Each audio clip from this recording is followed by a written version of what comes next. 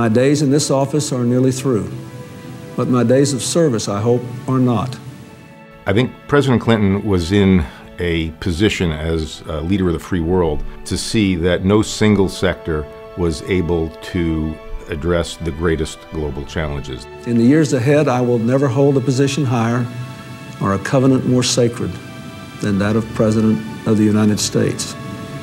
But there is no title I will wear more proudly than that of citizen. And what he realized was that there was a gap, that the gap could be filled by convening not just the public sector, but the private sector, civil society, philanthropy, together to address great global challenges.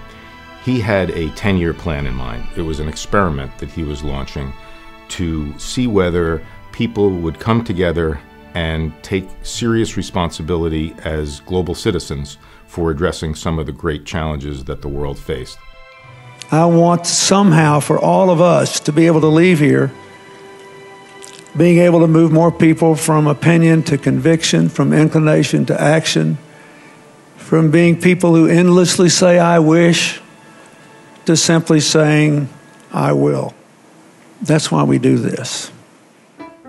We spend a lot of time planning. We spend for the annual meeting, it starts over a year in advance. So it's a lot of time and a lot of hours. For any 60-minute session, we spend way more than 60 hours planning it, maybe 600 hours, right? And so every single minute has been poured over and thought over. Well, I think there's the version that the public sees and the world sees. They see a lot of big names on our stage, and that is very exciting. But it's even more of a treat for us to know what's going on behind the scenes. Please join me here in New York in welcoming Aung San Suu Kyi, who is in Myanmar. Bishop Tutu and Aung San Suu Kyi had a panel together where she was still under house arrest and he was in the studio, and it was just such a magic moment. Of all the moments at CGI over the years that I've seen, that was one that there was truly magic. I'm well and very happy to see both of you, especially Archbishop Desmond Tutu, who I've always wanted to meet in person, but this is almost as good. I'm like a smitten young man. I love you. And I think partly just because it was so delightful and there was so much genuine warmth and love and respect between them, and the whole community was included in that conversation. I said I must return the compliment and say I love you. You're smitten as well? And I was backstage watching that on 2 screens with everyone else gathered around me. And it was such a crazy moment, because I also remember the phone calls leading up to trying to create that moment. And I remember thinking, this is never gonna happen.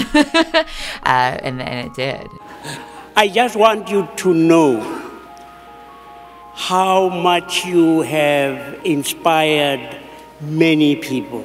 They weren't talking about specific policies. They weren't talking about specific outcomes even. They were actually just talking about the principles of love and dignity and respect that bring all of humanity together. And I think that's what moved people so deeply. I also think that when we were able to kind of make contact with the space station a couple of years ago was just a very uplifting, positive moment.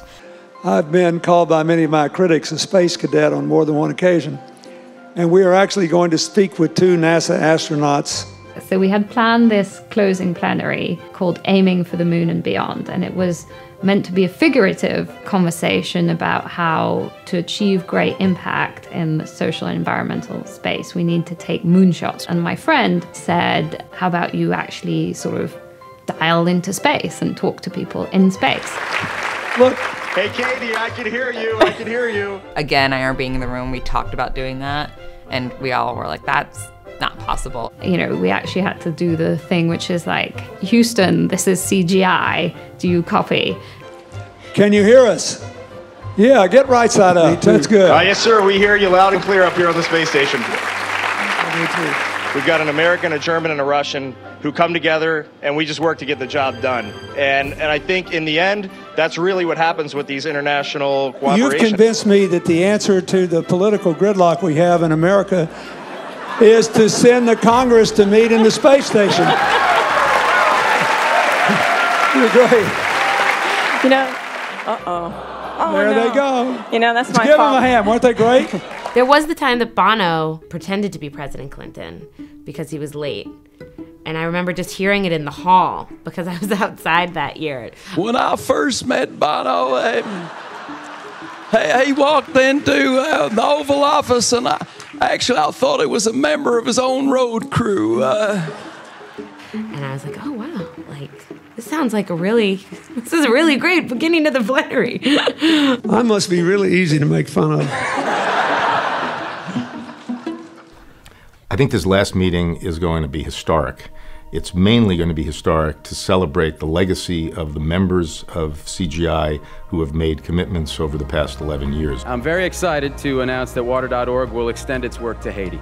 That's the beauty of service. Anybody can do it. And everyone should try. So in a sense, it's celebratory, and it's trying to recognize that CGI, President Clinton's vision of CGI, have actually changed the world. Still have a lot of vacuums that we still need to fill. I think CGI is filling a lot of myself. My congratulations to my friend Bill on yet another highly successful global initiative. Thank you very much, ladies and gentlemen. Welcome to the opening plenary session